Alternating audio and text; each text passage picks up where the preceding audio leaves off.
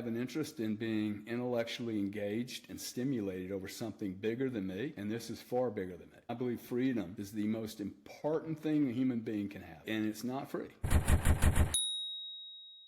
Welcome to the Halving Report. I'm joined by Gary Cardone. Gary, I've always been a big fan of your stuff. I remember I first joined your spaces on X. The price of Bitcoin was around 26,000 USD. We've definitely come a long way since then. The price is around 70,000 today. I'm stoked for the opportunity to talk with you one-on-one. Thanks again for joining me today. Xavier, thank you for having me. Appreciate it. And appreciate the kind comments. I didn't know that you had joined the spaces. I never know who's following me on the spaces. An ex-girlfriend called me the other day, said, I really like the work you're doing on X. And I'm like, I didn't know you were listening to this stuff. So it's been a really fascinating journey for me. I feel really grateful to be a part of it. So, and for you to be a part of it. Yeah, no, that's awesome. No, I've really enjoyed the space. I think you have a lot of good conversations that go on there. I even remember you would take or try to see if anybody would take you up on wagers. If people were saying that the price would go down, you said you want to make a bet on that. Has anybody taken you up on that before? Well, we've had a few wagers on pricing, and I stopped doing that because it creates I think an energy that I actually don't want to create on Bitcoin. I don't think it's the right thing, but I get irritated when people come on, just because you have a microphone does not mean you just come on and poo-poo on concepts and then you won't put your money behind it. And so like I'm just a big believer, if you're going to present something, I think that's why my content may be appreciated, is because all I'm doing is sharing. I'm not sharing financial advice.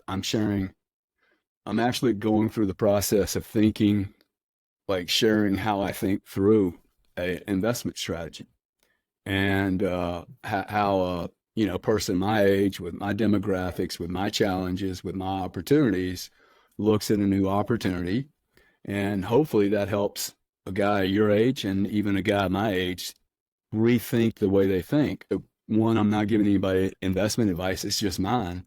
But what irritates me is when somebody pontificates on a position and then they won't share with you, well, look, I'm actually short or long this position. I've never had a lot of time for Monday morning quarterbacking. And so to sit there and go, hey, this thing's going to shit the bed. Really? Well, why don't you put on a position that supports that view? Otherwise, it's just easy to say that, right? It's like it costs nothing to say it, and it panics and scares people. I won't be doing any of the bets, but I do think that it's important. I will continue to ask people, hey, do you have a core position in Bitcoin, either for or against it? And I think if you drill down, like last night, I drilled down to guys like, hey, look, the NSA is going to take over Bitcoin. This is his only reason for Bitcoin being a bad product. And it's like, bro, you sold Bitcoin at 3,000 and you made a little money or didn't, and you just can't re-enter, and this is your excuse. And if the NSA, CIA, and all the bad government entities own and control Bitcoin, they do the same thing with Visa, MasterCard, Swift, the entire everything. If they want to come bash my doors down this morning, then they'll come collect my guns, they'll collect my silver that's sitting in my garage, and they'll collect all my Bitcoin, whether it's on the fucking wallet or not. And if they really want to get draconian, they'll just go assassinate the 40 or 50 players holding $1 trillion worth of Bitcoin and take it from them. So I can't get all paranoid and freaked out. I think that's just scare tactics, and it's scaring people out of a market with gobbledygook. If I have to worry about that, I have much bigger problems to worry about. So, Yeah, a lot of great points there. I think that too, it bothers me too when I see people, I guess, talking low about Bitcoin, just trying to scare people. And I guess it is definitely different if they post that they are short. And you know what? Like, at least they're being honest about it. Just because I feel like everybody should know about Bitcoin. So when I see that too, it bothers me a little bit as well. Today, May 22nd, it's Bitcoin Pizza Day. Are you planning on eating pizza at all today? probably not going to do pizza today. I'll be lucky to get a meal in before 3 o'clock. So I actually would encourage that no one ever again buy pizza with Bitcoin. Okay. The ultimate savings product is not meant to spend with. The ultimate savings program is a savings investment program. And like to buy a bag of potato chips or a pizza with Bitcoin, although I appreciate it helps compete with Visa and MasterCard and cash, we're not at that stage of adoption today. We're going to go through a different stage of adoption. So sorry to get all serious about this, but I have to argue with people about the peer-to-peer thesis on Bitcoin in the year 2024, 2025. Peer-to-peer for potato chips is not going to happen. It's going to go through this process of massive allocation to some of the largest holders money on planet Earth, highest quality money we've ever seen, with the longest hold duration we've ever seen, far longer than the whales that are currently in this thing. Their staying power is forever. That to me is right. Like this is where we are with Bitcoin, and maybe in 5 years we move to a monetary something or some blend. But today it's not to buy pizza. But happy Pizza Day to everybody. I think that was a monumental moment, and it really we should use that as a way to explain inflation to people. Right? Like when we use these fancy inflation words, people do not know what inflation means unless you show them a balloon, blow a balloon up, and like it gets bigger and bigger. The surface is bigger and bigger and bigger and bigger, and then one day, what does the balloon do? If you keep inflating it, one day it will pop. So to me, that's the wow. I could have bought how many pizzas were how many? He bought two pizzas. How many Bitcoin? Two large pizzas for 10,000 Bitcoin. 10,000 Bitcoin. What is that? 60 million a day? Uh, I think it's around No, no, it's six. seven That's hundred, six 700. billion. That's 600 million, right? Yeah, I seven think hundred so. million I think dollars. so. Yeah, $700 million. The house I live in. See, to me, that's a great way to put up two pizzas, whatever, 10,000 Bitcoin at that price, and then hey, look at this. The house I live in cost me $8.6 million, which I was given 100% of the money from the bank to buy it. That house is now. Had I deployed that same money, this is 4 years ago, man, 2020. Had I deployed that same money, this house is worth $72 million. I don't think so, man. Okay, that is inflation. To think, whoa, if I would have put that $8.6 million, I know it's a lot of money for a house, okay, but into Bitcoin, that's $72 million. This house is not worth $72 million. So that's an opportunity cost. That's inflation, and I think that continues. So to me, these are really beautiful examples, pictorial examples that help Joe Basic, non-financial or economic geniuses, teachers, chemical guys working in, refineries. This is a way to educate a mass public as to the benefits, not only benefits of Bitcoin, but also a base understanding of our financial system and math, economics and math. For sure. Two pizzas, man, 600 mil. I know that's crazy. It actually, I'm pretty sure it was the first transaction ever on Bitcoin. So like, it was a monumental moment. Yeah. But yeah, no, if you look back at it, that's the most expensive pizza ever bought. And if you buy anything with Bitcoin, if you wait enough time and you look back, that could be the most expensive product of that product that you ever buy. There's a picture that or like a meme that has gone around that I think is good to help educate people kind of see the difference. But a house in 2020 cost 328,000, let's say on average, and it would cost 45 Bitcoin on average back then. Today, 4 years later, that same house cost 434,000 US and costs 6.6 Bitcoin. So the value of the house, it gets cheaper in terms of Bitcoin, but it goes up in terms of US dollar. And then why is that? It's the dollar is losing its purchasing power. And it's not that the houses are becoming more valuable. But yeah, no, I think that's it's definitely a good way to kind of compare it for people. For sure. Yeah. I know you're a businessman, entrepreneur, investor, and you help many people and companies scale and be successful. I was wondering if we could start off with a bit more about you, your background, and what really brought you into Bitcoin. What brought you here today? What led you to it? I'm naturally inquisitive. I could be a little and say, look, I have a short attention span. But I think the true thing is I get bored easy. Once I figured out a puzzle, I kind of like, okay. So when I was 40 years old, I'd spent 17 years in the oil and gas business, and I found myself third startup and had built a Fortune 30 company in Houston, Texas. I had moved to London. When I moved to London, everyone thought I was going to destroy my career by that move. That would prove to be very, very beneficial for me. That risk of leaving the mothership and moving to a risk opportunity where I can really exercise my muscle without intervention, upper management intervention. No, Gary, you need to do it this way. And actually, I've had some great coaches, and I needed coaching all along. But I began to understand that I had this unique capability to adapt in very, very disruptive environments.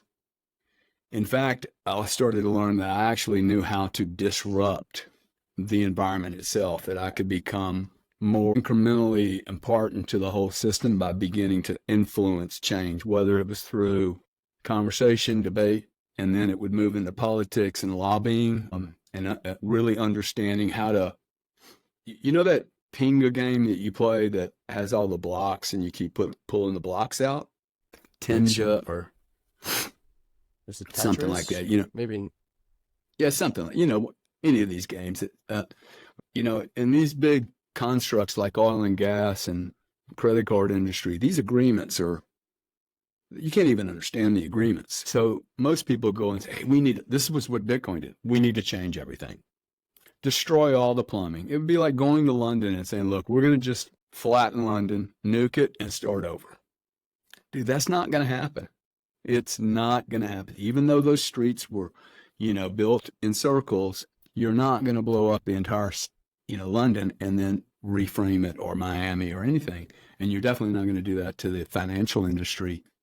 I had to learn how to go through these very complex industries and introduce or reduce, either introduce an idea or pull out a construct inside all of those constructs. These are, what is a construct?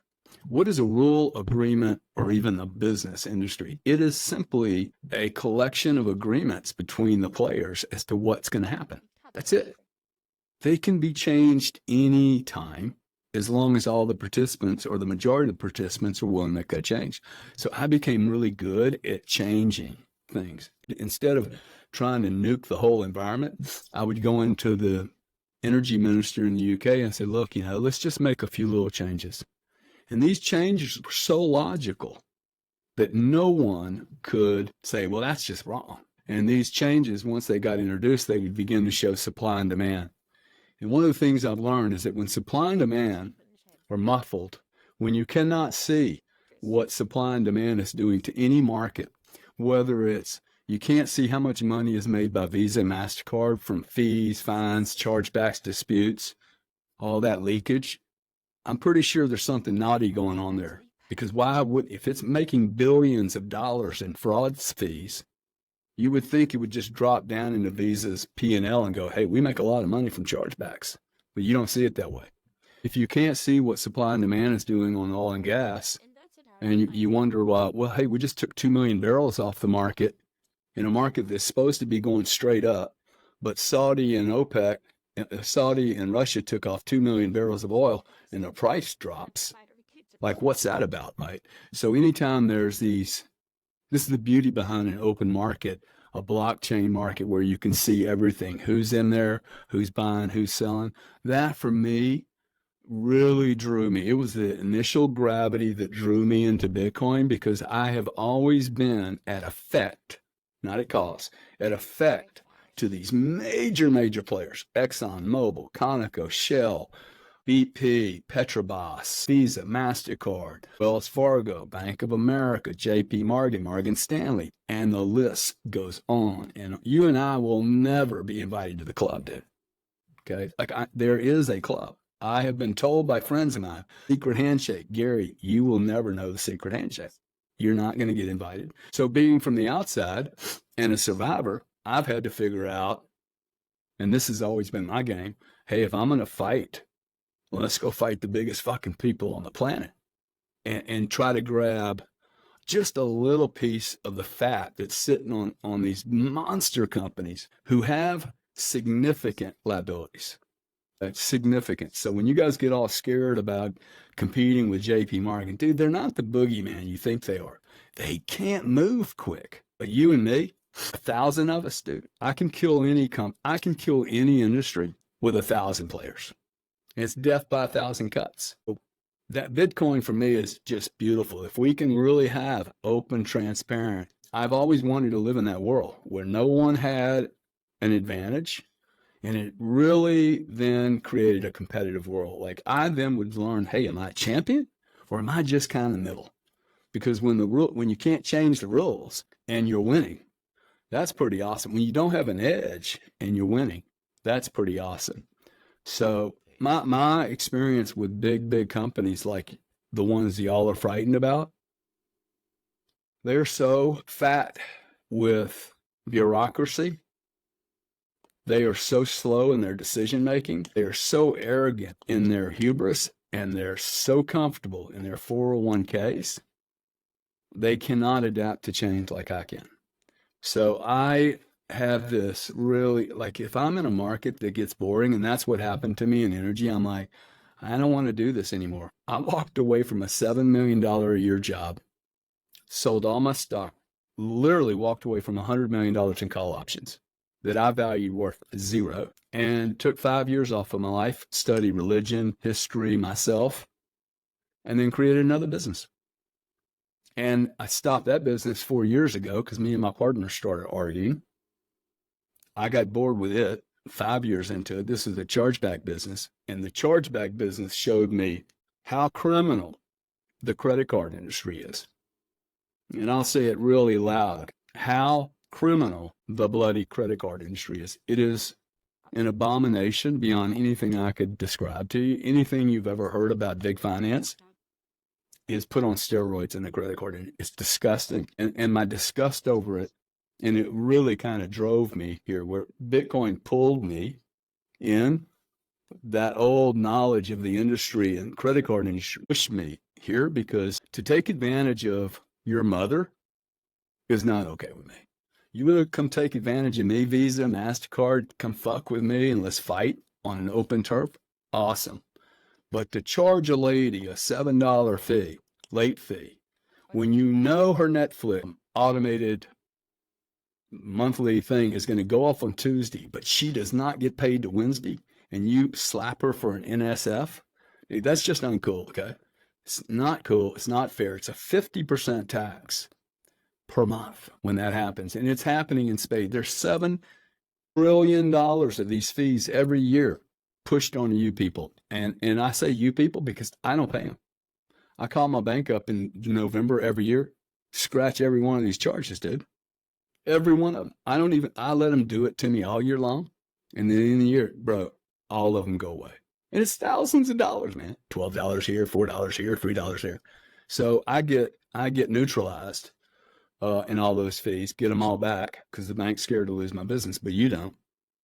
They look at you. They don't even answer the phone for you guys.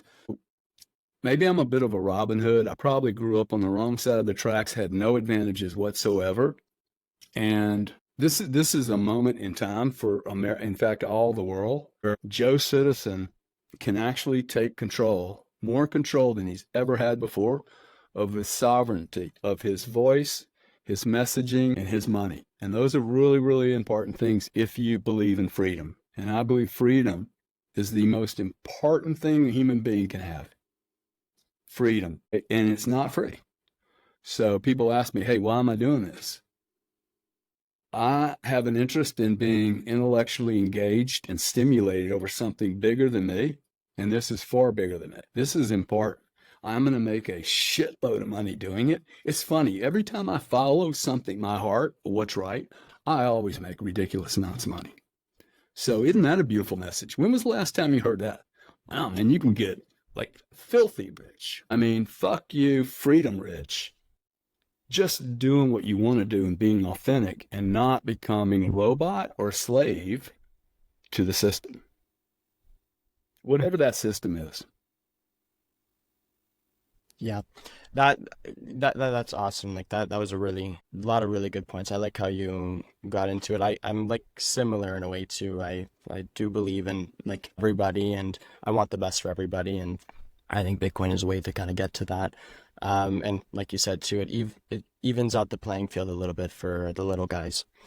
Um, I heard you even on a podcast talk about I think the spiritualities maybe of Bitcoin. Like it gives you some of that. It gives you some spiritual feeling. And I really like what you said. You said Bitcoin allows you to look at what we have in common instead of what makes us different. And I thought that was a really good message. I've been sharing that message with people too. Funny, What? funny. When you thought about that, it is so much easier to notice the differences, right? Yeah. Do you notice how human nature? I mean, oh, well, he's wearing a cap now. Is it really appropriate for him to wear a cap? And he's so young. Man, he's a bit pasty, and then you look at me and go, "Hey, fucking old guy." Like, there's so many things we could just argue about just the way we look. But what could I actually, instead of doing that, what can I agree with? Hey, guy likes Bitcoin. Okay, he's a young guy, seems to have some good energy, got nice eyes. He's got an ability to listen, doesn't interrupt. We got some real pluses here, right? I'm sure I can find something about you that irritates the shit out of me. Big deal, man. If you and I are at war and bullets are flying all over the place, I want to know one thing. I don't care if you got good breath or not, dude. Can you shoot the gun? Can you protect my backside? And are you going to go scared? Like, one of my greatest attributes, if I become your friend, dude, I am a freaking awesome freak because I don't back off. Like, I take care of my tribe. And we don't have enough of that today. And I love that about the Bitcoin community, that there's a lot of people in Bitcoin that I think are serious warriors. I mean, if I'm in a war, dude, I will take a bullet to the head for the right purpose. I would love to die fully engaged in total purpose, like total purpose. That would be awesome, right? I mean, what better way to go out? Most people die a whimper. Right. Nobody even knows, right? So this is an opportunity that I think people, and this is the spiritual nature of this for me. Every religion, I've studied quite a few religions and actively engaged in four, and they've all let me down. I've actually engaged in a tremendous amount of inner searching stuff, and all of that's let me down. So there must be something bigger out there. I think there must be something bigger. I hope there is. Maybe there's nothing. But right now, today, what I have to understand is that there is a whole, revolution. There's 420 million people who have some interest in Bitcoin, and this community is growing. And this one concept, this one conversation, we're not talking about Catholicism or Judaism or atheism or aliens or anything. What we're talking about is, hey, how do we prosper as humanity? How do we, and what does that lead us to? Money leads us to education. Hey, man, we were badly educated. Uh-oh, somebody ripped us off. Okay, I was with Congresswoman Anna Polina just 2 weeks ago, and I said, hey, how would you grade? This was on a YouTube interview I did with her. I think it was a decent interview. Like, I'm the same guy, dude. Like you go ask these people, I am exactly the same human being with you as I am with her, as I am with Donald Trump, as I am with Vivek. I don't change for any of these people. First question was, how do you grade the U.S. involvement in the education system in the United States in the last 40 years? She's 37. She said it's failing. Dude, she said it. I said, did you say it's an F? Oh, it's an F. Now, I immediately will vote for her. In fact, I will promote her because she said it was an F. I thought she'd say it was a C minus. It's a total F. Total big F. Okay, greatest country in the world, and we have an F. We're imprisoning our children. The school system is not working at all. It's destroying children. And I looked at her and said, hey, there's $80 billion by the federal government spent on education every year. I will devote and backstop with all my own money. If you are just willing to consider giving me 4 to 5%, and I'll backstop it with my funds. So my money goes out the door first. So I need, 4% of the 80 billion. Just give me 4 or 5% and let me run a competitive process. I'll build my own school. Don't need any of your fucking help whatsoever. Just want an allocation of that budget. And in 5, 6 years, you can take the budget away if I haven't destroyed all the other players that you give money to. And you get to take all the money that I invested in it, my own money, you get to take that too. And like, I said, that's an impossible question for you to say no to. And she's like, hey, why wouldn't I support that? Well, that's the way we need to approach these problems today. Okay. So I want a piece of that budget. If you guys are going to keep intervening in our education system. So to me, this becomes political, spiritual. I end up having a greater purpose than just being a rich guy fishing every day. Right. So for me, it allows me to be a productive member of society far longer than what has been typical. What do most people do? Make a bunch of money and then they unplug from the system and then they die. That is not the kind of life I want to live. Is it the kind of life you want to live? Exactly. No, I think that's great. That you want to bring others up with you. You don't like you don't just want to be at the top by yourself. I think that's what most people should strive towards. And I also agree that our education system is kind of broken. And all these students, all these kids, they come into this world with already so much debt on them, and they're already so behind. So unless they do come from a family, or they do come from money, it's always going to be difficult for them. So it's definitely the school system or just in general, the education system that definitely needs to be reworked, so that we can have more people asking questions. Because if we're not asking questions, then nothing's ever going to change. Because if the people that are making these rules think that everybody's happy, they're not going to risk changing anything to upset others. I like that a lot. That you're looking to bring others up with you. Yeah. Well, it's pretty lonely just who cares where you are in the food chain? It's lonely if you're at the very top or the very bottom. For sure. Um, what do you think about the Bitcoin versus crypto debate that happens quite often in our space? Well, that's a big question. It's a big, broad question. Like, is Coinbase a crypto? Is it a surrogate? Am I a rapist to Bitcoin if I invest in Coinbase? Or yeah, but if I invest in Dogecoin, I'm an anti-purist and therefore a federal violator of the Bitcoin protocol. But I still hold U.S. dollars. I hold treasury notes. I've got real estate over here. I own a company. I have actually been told by purists that because I own Node 40 and they handle all digital assets, including tokenized real estate and smart contracts and paintings, art, one of the deepest forensics technology firms in the world around crypto, that I'm not a Bitcoin purist and I'm not good enough. Like I have an 88% allocation of my entire liquid net worth to Bitcoin. And because I own some Dogecoin and as a call option on both Elon Musk being really successful and also Elon Musk dying, I think it's brilliant call option. Like people get a little weird. Okay, so look, people get to do whatever they want to do with their money. Okay, I believe in freedom. I think it's better if they're really well educated.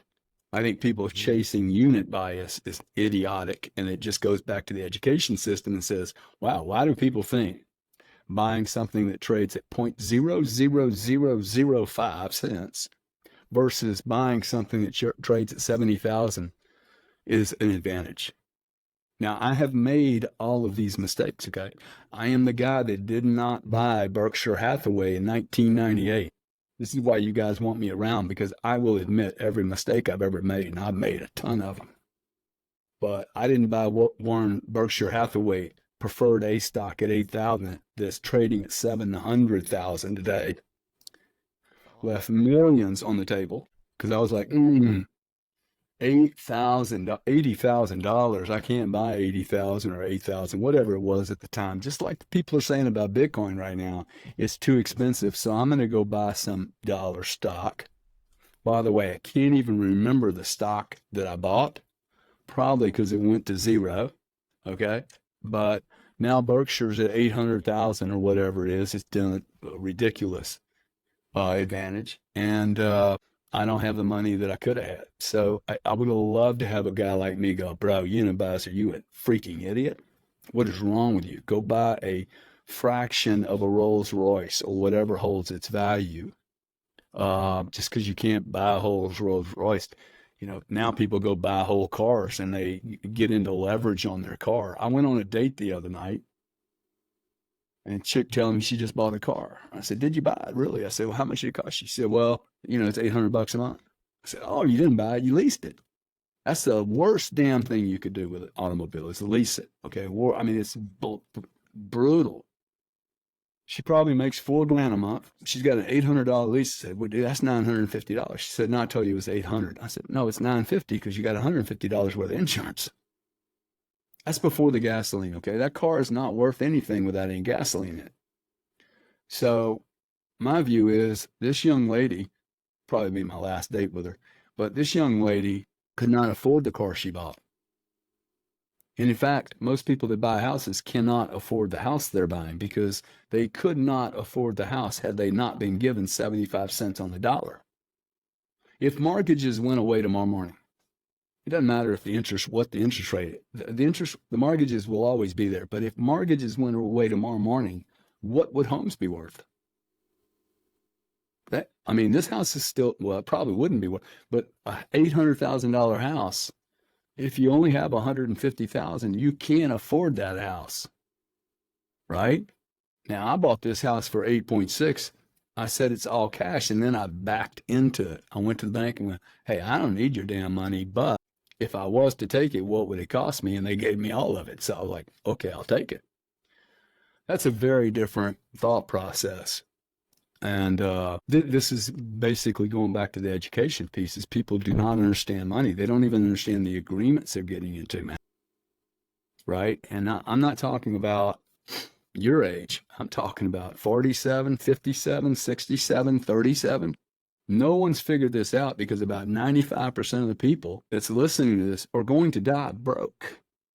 They can't even afford their own funeral. Their kids have to stress. You leave them with a bag of shit to deal with. My children will never have to deal with this, right? All the contracts and the problems and who's going to pay the guy that takes me away, that needs to be done by a friend. Hey, you come do it, okay? You deal with that shit. Don't let my kids make some good photographs of my kids and have a party. Don't have them deal with a train wreck. Part of me being a human on this planet, I got to get my shit in order and keep it in order. So I've forgotten your question, actually, where we were headed. But to me, there's so much for us to take this moment in time and go, hey, what's going on here? This is whether Bitcoin was here today or not, I think we would still be having a conversation like this. The world seems to be, this is not just about Bitcoin. This is about a massive shift change into a new world order. And by new world order, I don't mean the, scary new world order. I mean the digitization of planet Earth. We have tools today, technology that we have never had that we are aware of. I'm not sure we haven't played this particular theatrical game before. Could have. Suspect we probably have done that and forgotten. But to me, once you digitize to this is a little bit like this vaccine herd conversation. Once you get to a certain point of digitization, like I love driving down the highway, and I'm okay paying for speeding tickets. It's the only real criminal offense I have. I had a bloody, really, really bad divorce. Like a monster divorce, and the kind that take 20 years out of your life. And I looked at my lawyers. I'm like, dude, I have one, but like the only thing you're going to find in my criminal background is that I like to speed. I'm okay paying the tickets. There's going to come a time when I'm not allowed to be on the roads, when there's so much automation on the road that I become the variable liability. Like I am the weak link. People need to understand this. We're not going back to 8-track tape or cassettes or reels, okay? Or in the theaters when those, you heard the film blowing out, right? Dude, that era is over. And we will only now compress more and more and more and more and more data, compression of data and speed, frequencies, harmonies. We're learning things about light that like we see 3% of everything on the spectrum. We are small little widgets in the world, really. I mean, humanity is a very young species. So it's funny that an old guy, 60-year-old guy, can embrace this change with, like, for me, like, I love the idea of having a robot at my house, dude. Fuck. No secretaries having periods. They don't go to the doctor. They don't get pregnant. They don't have boyfriend issues. The car doesn't break. They work 24/7. They use just a little bit of energy and they're right most of the time. Now, my robot's going to trade digits with your robot, while my secretary that used to work for me gets to learn poetry, and maybe she starts to follow her dreams and she writes poetry or does art or whatever. But showing up at the office trying to help me with my calendar, that cannot be someone's main purpose in life unless there's somebody that's really influential. Like taking care of me would be probably not the worst job in the world, and hopefully I'll have some meaningful value that I leave behind. That's, I just think everyone's life is going to improve. And those of you that resist this and are afraid of it, you're already you're going to be wiped out. You need to change. I would strongly encourage you to change your mindset and understand, hey, all you got to do is put your beak into all this technology and learn. We're all learning. Like, if I can learn this, you can learn it. It only requires some sitting down, reading a book, watching a video, tapping into a few people like you or me and the audiences that are around. There's no shortage of educators around. There's a lot of bad education, but there's no shortage of education. If you go down the rabbit hole, you will find the light that you're looking for. And it's funny that you and I came together. I have hundreds of new friends. I have never collected so many friends, high quality contacts, associates, and friends from the comfort of my home, all around one conversation. And it's not around religion. It's not around war and terror and politics. It's around Bitcoin. There's something going on. It's got a lot of gravity, dude. I mean, I do surveys all the time. Hey, 8,000 people. Hey, what would you guys like to talk about tomorrow? Life, freedom, dating, growing up with teenagers, or Bitcoin? Bitcoin, Bitcoin, Bitcoin, Bitcoin. I mean, Bitcoin 72%, Bitcoin 72%. Everything else. Now, I think that's wrong. I think it's a little weird. I would love to speak more about freedom and raising children in the 21st century. It actually bums me out that it's always Bitcoin. Because, let's pretend my goal is to have 1,000 Bitcoin. Okay, this is the way I think. I think in terms of quantity of Bitcoin. I added 8% to my Bitcoin stack just a week ago. If I can add 20, 30, 50 Bitcoin, 100 Bitcoin, if I can get to 1,000 Bitcoin, that's life-changing. Okay, it's not life-changing. It is organizational changing kind of money. Now, unlike some of these people that bought this stuff at 30 cents, I will sell every drop. Every Bitcoin I have will be reinvested into the future of this planet. I have no intention on taking a bunch of money to my grave. That's stupid, man. I need this money to come back into the market and compete with who? The U.S. government, the Department of Education, or the Department of No Education. and every other construct that's been built that is inefficient and holding on to the past. You cannot fix a problem from the inside. If an industry like big finance has massive problems, those problems do not get fixed from the inside. Dude, the guy that created the problem never fixed it. It's the outsider. So I've always been an outsider. I am a perfect outsider. I'm so comfy being an outsider now. I used to be like, I want to be on the inside. I never belonged inside with those people. So to me, it's going to deploy millions of people. Like I'm talking to adults right now. I'm going, hey, why wouldn't you pay me for your 18-year-old kid? Why wouldn't you pay me 50 grand a year to have your kid come to my house and come to my office and work for me as an apprentice instead of sending them to college? You know how many people look at me and go, dude, I'm on. I'm in. I'll pay you right now. Can I reserve a spot for 2025?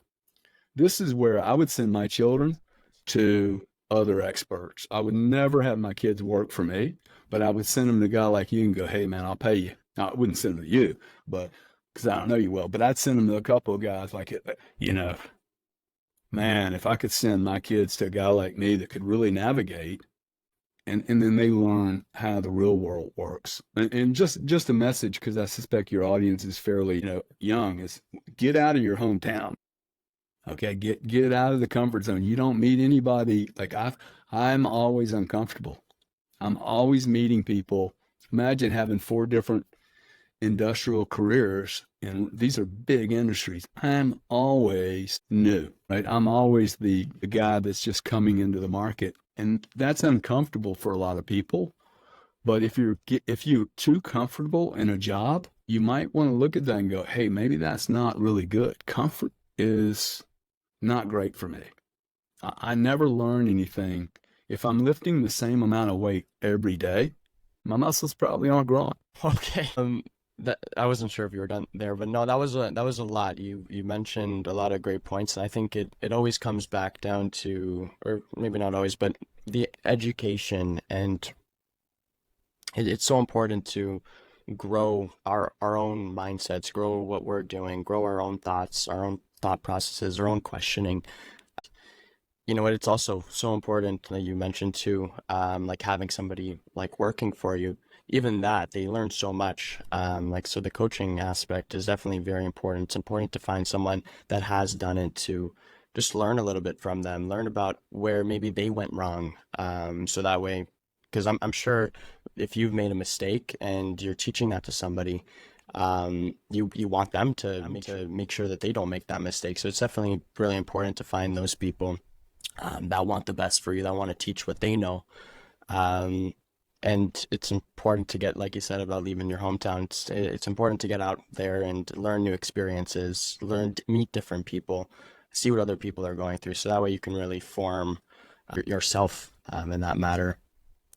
And so the question is, or the question I asked before, and I'll just give like my little 2 cents on it. It was, what do you think about the Bitcoin versus crypto debate?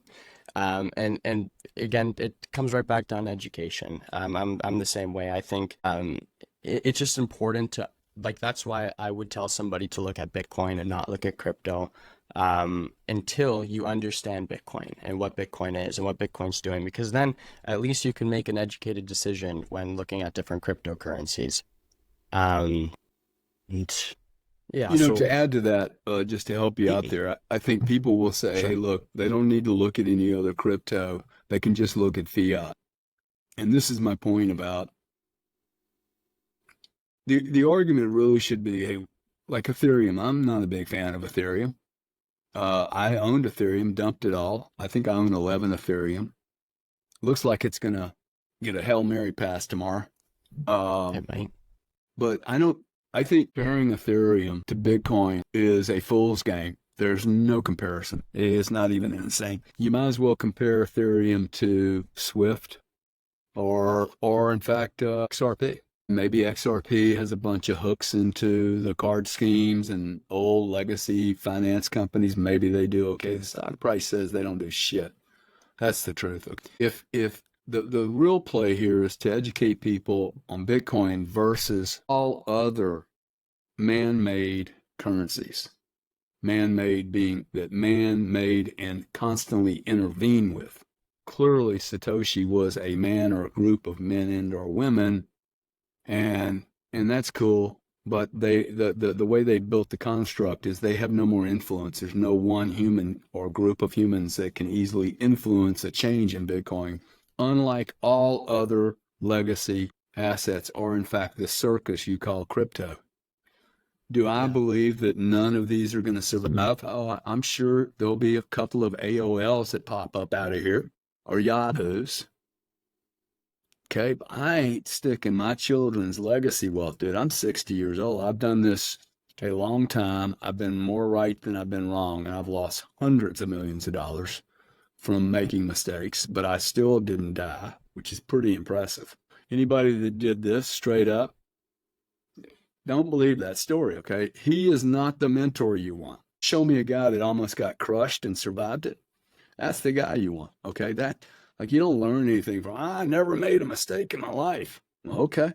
First, I think you're a fucking liar, okay? Or you didn't really try very hard.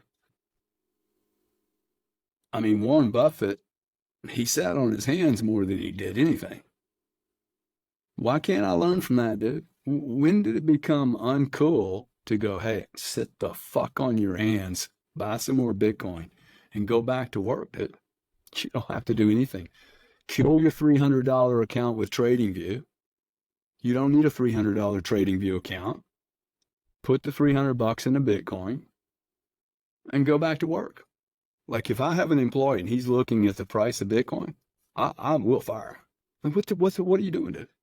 Unless he's prepping for one of these shows or a presentation I have to do. You shouldn't, a guy working in the oil and gas business does not need to be looking at the Bitcoin price or listening to me or you on X while he's trying to do his job. There's a lot of hanky-panky going on this planet right now where there's not full focus on the job you're doing. So the crypto Bitcoin debate, look, there's going to be tribes, okay? And there's going to be coins, and there's going to be opportunities, and there's going to be smart contracts, and you ain't going to stop it. So the purists, I actually blame the purists more than anyone else. One, I think many of the purists are being grossly hypocritical. Don't tell me the bitch about JP Morgan manipulating the markets. Bro, you guys have been manipulating this market for 12 years. I know it, you know it, and other smart guys like me know it. So just because you can manipulate doesn't mean that you should be able to blame someone else that does. Some of this is not manipulation. They're normal markets. Getting flushed out of markets is part of a market. So I think the whole thing, the whole tribal thing, we are all on the same side. Like, I think what we should do is understand, well, you and I aren't the enemy. Even if you like Dogecoin, dude, go get all that shit you want, okay? Or Pepe. I don't care. What I would like to know is, hey, did you deploy $2 million into Pepe? Or did you deploy $20?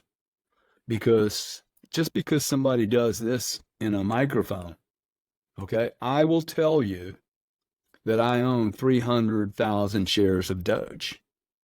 Okay, I'll tell you that I own $1 million worth of miners.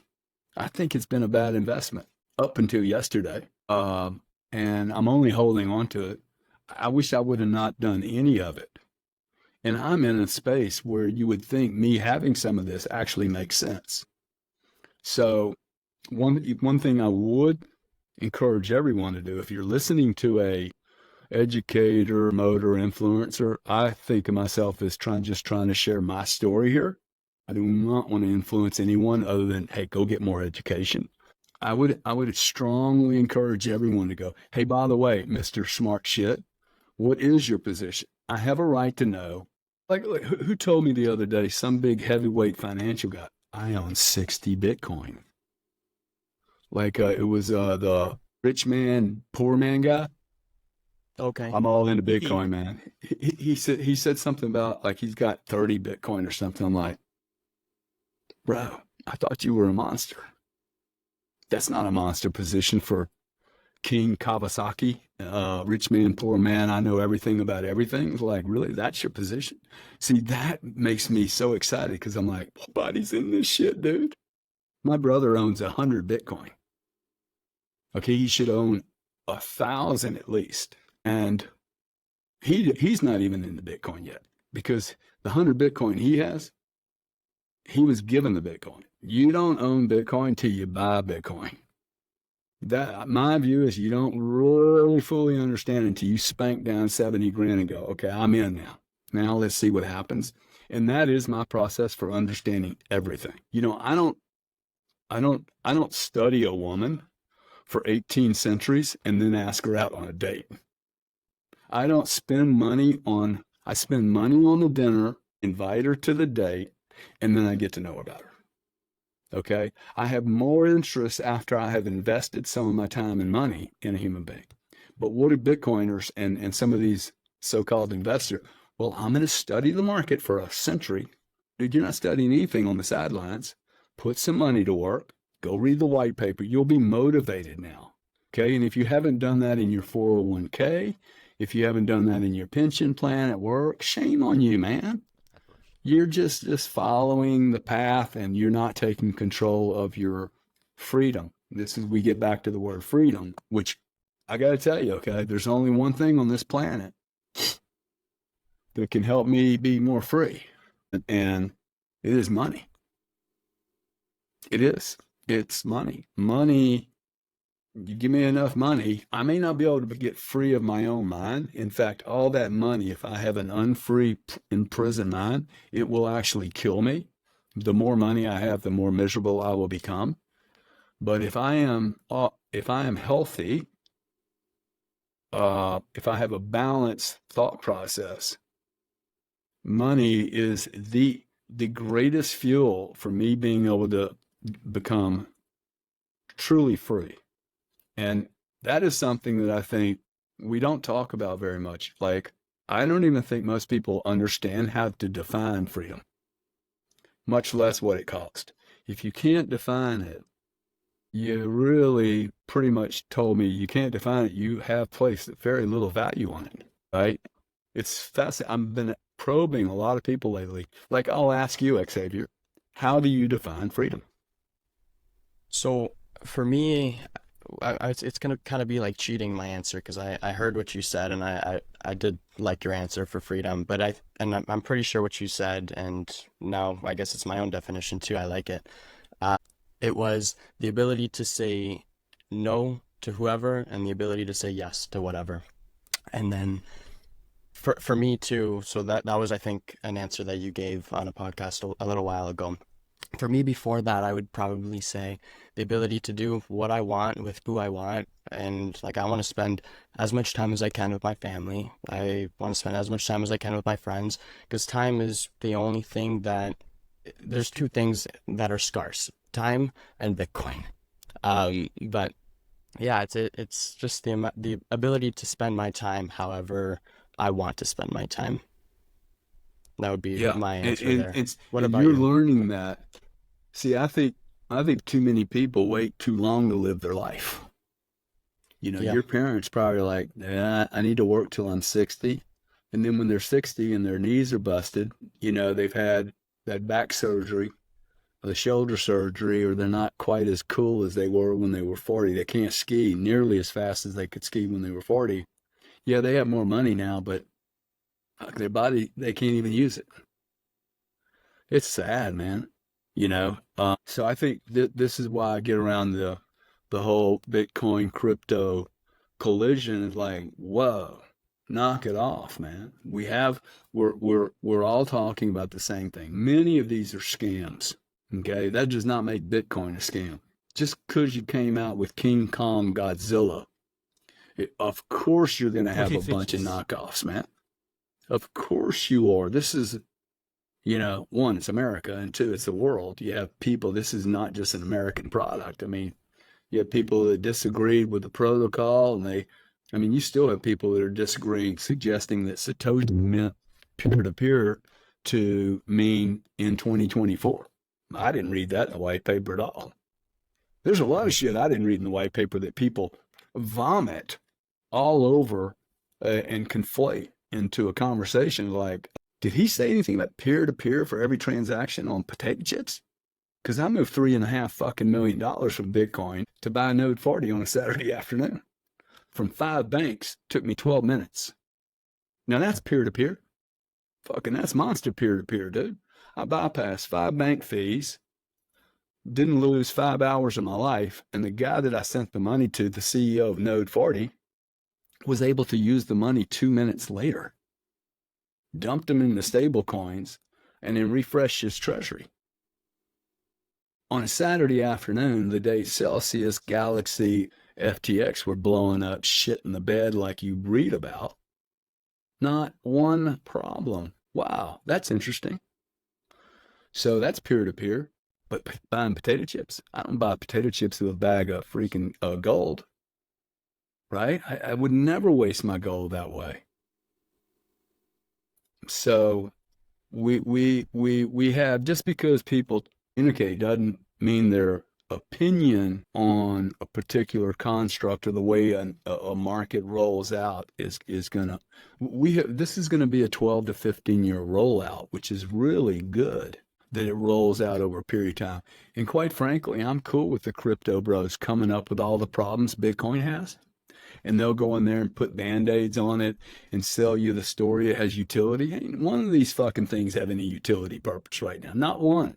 They are all call auctions on Web 3.50. It's literally hoping. Ethereum is a hope that it all works in the future. It's $600 million, or is it $600 million market cap? Too expensive for me. For me, Ethereum is way too expensive as a call option. If I'm going to go play that game, I'm going to go buy Solana.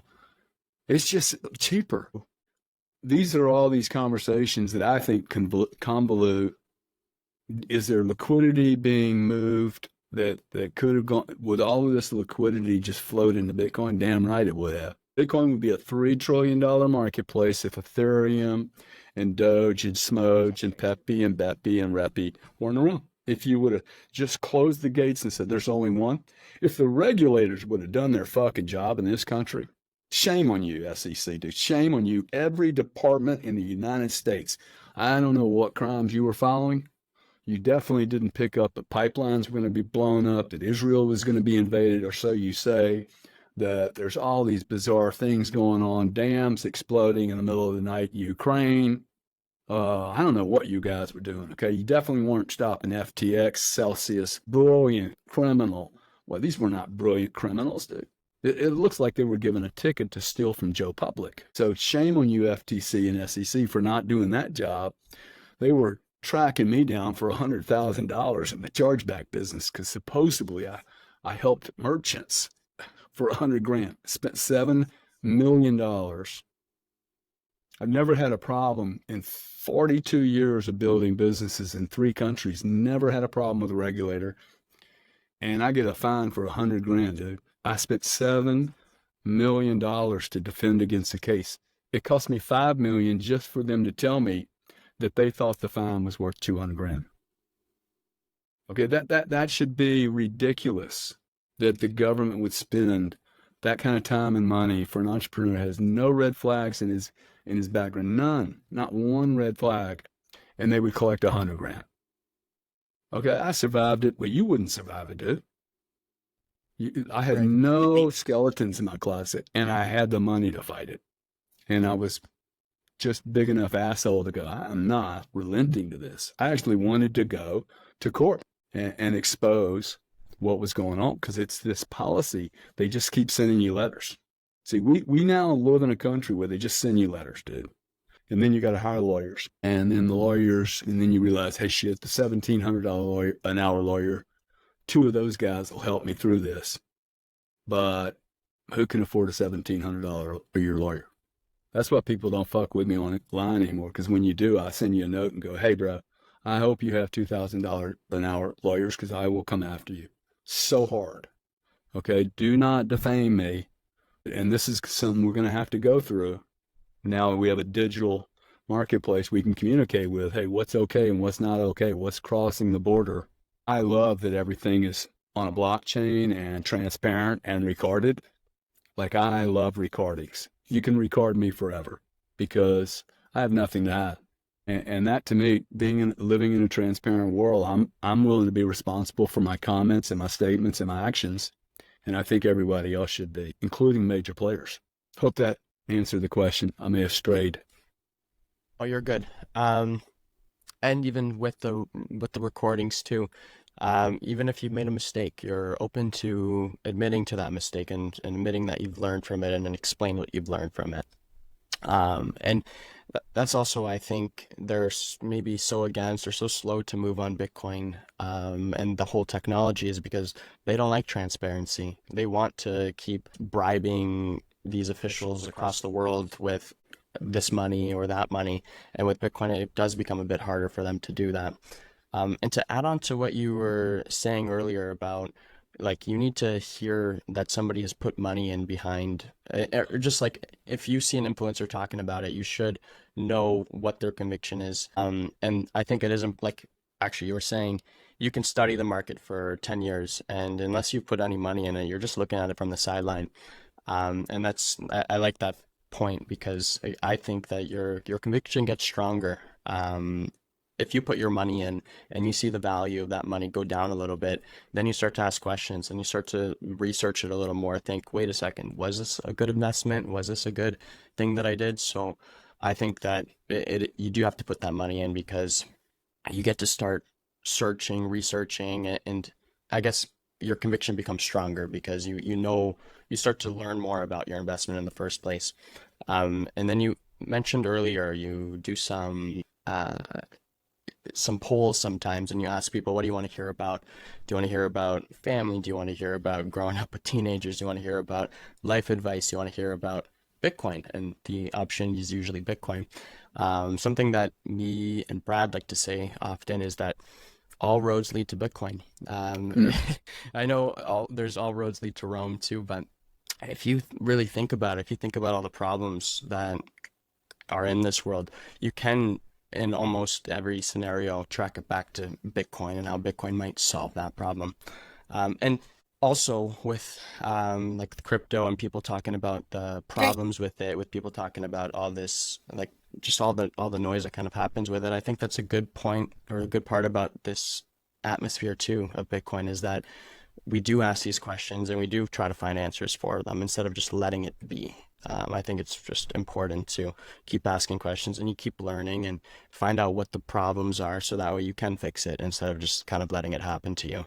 Um, do you ever have any trouble talking to friends, family about Bitcoin? And do you ever get any pushback? And what do you usually do or say to overcome that, if you do? I think that my job is not to shove something down someone's throat when they're not ready for it. I don't really care if my family gets into Bitcoin or not. I don't really get it why people get so passionate and you want to ruin a Thanksgiving dinner over being right with your relatives on how rich you're going to be.